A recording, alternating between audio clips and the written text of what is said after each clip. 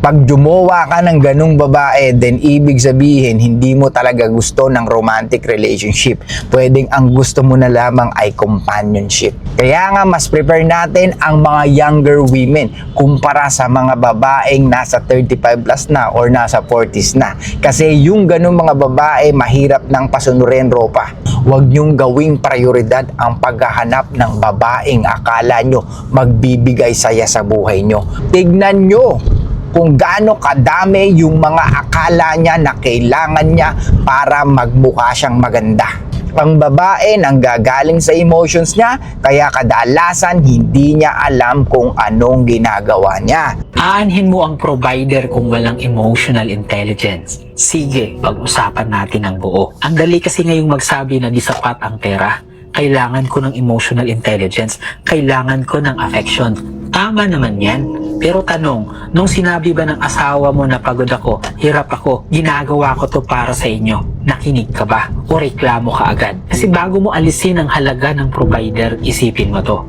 Kung wala siyang malasakit, wala siyang ambag, wala siyang pakialam, bakit siya nagpapakapagod magtrabaho? Bakit siya bumabangon kahit wala na siyang tulog? Bakit siya nagbabayad ng tuition? Bakit siya nauubos ang lakas para sa pamilya? Ang tawag doon, responsibilidad.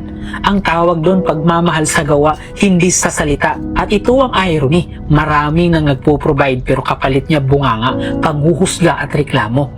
Tapos ang verdict, wala kang emotional intelligence. Pero tanong ko lang, ikaw ba meron? Kasi ang emotional intelligence, hindi yan pure feelings. Kasama dyan ang comprehension, regulation, empathy, respect, at sacrifice, accountability. Kung ang partner mo nagpo-provide, nagpapagod, nagsasakripisyo, may emotional intelligence yon. Hindi lang romantic version yung gusto mo. At yung isa pang harsh truth, kung ikaw hingal sa demand, pero wala kang comprehension, baka ikaw ang kulang sa emotional intelligence. Kasi love is not just I feel seen. Minsan I feel supported kahit pagod siya. Hindi ko sinasabing sapat ang pera ha. Hindi ko sinasabing huwag humingi ng lambing. Hindi ko sinasabing perfect ang provider. Ang sinasabi ko, bago ka humingi ng present, balikan mo muna kung may pasasalamat ka. Bago ka humingi ng empathy, balikan mo muna kung may comprehension ka. Bago ka mag-demand, balikan mo muna kung ano ang ambag mo. Kasi ang totoong emotional na mature na partner, hindi lang naghahanap ng kulang, nakikita rin ang nabibigay. Ulitin ko, ang totoong emotional na mature na partner, hindi lang naghahanap ng kulang, nakikita rin ang binibigay. Okay. Ladies, isa lang masasabi ko. Your emotions cannot pay bills. Ulitin ko! Your fucking emotions cannot pay the bills. Okay? Maraming demand ng mga kababaihan, mga ropa. Kaya nga sinasabi ko sa inyo lagi, i-frame nyo ang babaeng gusto nyo sa relationship na gusto nyo. Dahil at the end of the day, ikaw ang magiging leader, ikaw ang magpapasunod sa kanya, ikaw ang mag-i-influence sa kanya kung paano ang dapat niyang gawin sa relationship yung dalawa. Bilang lalaki, alam mo kung ano ang gusto mo sa babae. Hindi yung dapat nasusunod lagi ang gusto ng babae mo. Dahil pag lagi mong piniplis ang ea mo or ang babae mo, walang mangyayari sa buhay mo.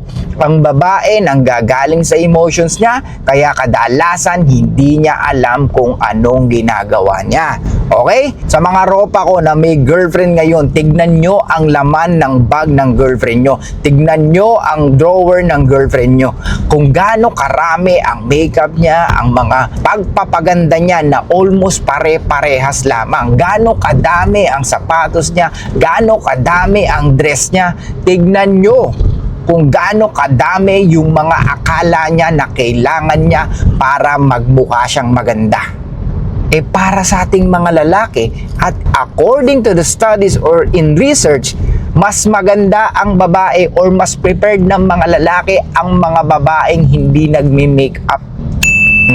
Pero sila patuloy na pakapal ng pakapal ang makeup kung ano-anong ginagawa sa mukha. Ang mga lalaki, karamihan, ang gusto lamang yung babaeng susunod sa kanila at marunong mag-aruga once na may pamilya na sila. Akala ng mga babae or karamihang mga babae, yung pagiging maganda ay enough na para ma-retain niya ang lalaking pinapangarap niya.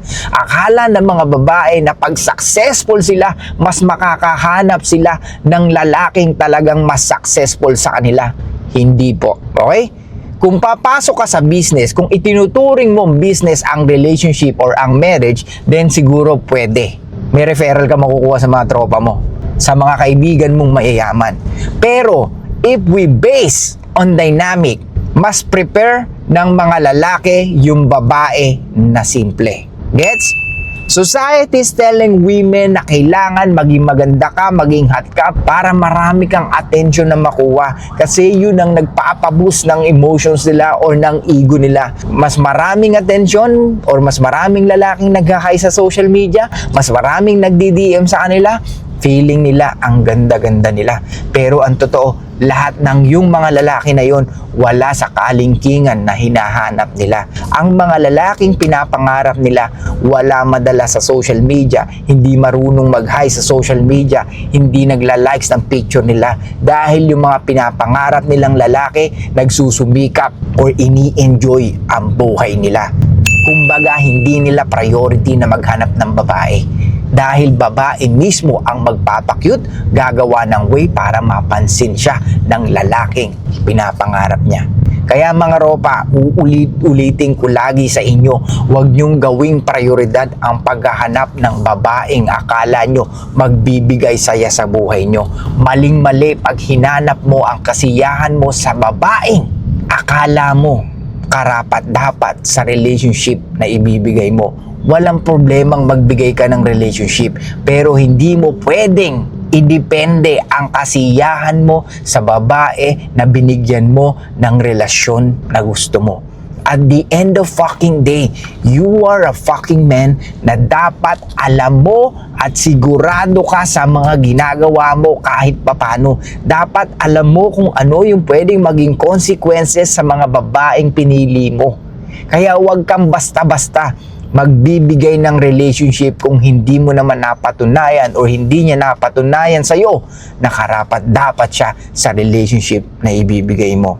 When it comes to complaining, marami or pwedeng gawin yan ng kahit sinong babae. Maraming babae na kahit na masarap ang pamumuhay, masarap ang kinakain, masarap ang tinutulugan, meron pa rin complain na sinasabi. Kaya nga, uulitin ko sa inyo mga ropa, piliin nyo yung mga babaeng marunong maka-appreciate talaga. Dahil yung mga babae na yan, pag yan ang natagpuan mo or pag yan ang talaga naging jowa mo, mas mapipil good ka every time na sinasabi nila how thankful they are nung nakilala ka nila. Gets? Kaya nga mas prepare natin ang mga younger women kumpara sa mga babaeng nasa 35 plus na or nasa 40s na. Kasi yung ganung mga babae mahirap nang pasunurin ropa. Pag jumowa ka ng ganung babae, then ibig sabihin hindi mo talaga gusto ng romantic relationship. Pwedeng ang gusto mo na lamang ay companionship. Well, I'm not saying most of you, but sa nakikita ko sa mga ganung edad ng babae, very practical na. At ikaw bilang lalaki, practical ka na, bata ka pa lang, mas lalo ka nagiging practical pag matanda ka na. Gets? Kasi kung yun lang ang habol mo, companionship, then hindi mo na kailangan ng maghanap ng mas bata pa sa Europa.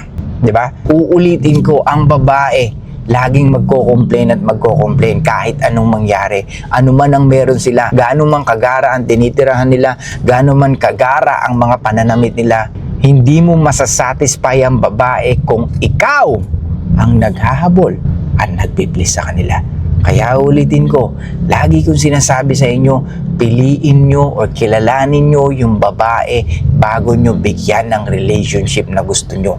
Hindi yung basta-basta magbibigay ka kasi masaya ka lang, ropa.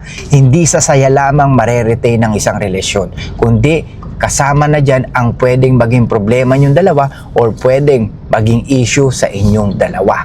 Kailangan matanggap niya kung ano ka at matanggap mo kung sino siya. Pero dapat meron kang standard, dapat meron kang preferences. And it's fucking normal sa lalaking successful or high value na lalaki. If you consider yourself as a high value fucking man, then it's your job to find a woman na talagang hindi ka matitake advantage or hindi ka magmumukhang tanga. Gets mga ropa? Ulitin ko ladies, your emotions cannot pay the bills. Kaya kailangan maintindihan mo kung ano man ang ginagawa ng asawa mo o ng boyfriend mo. Gets? So yun lang guys, thank you so much. I'll see you guys next time. Show love, peace out, and be fucking mysterious mga ropa. Stop recording.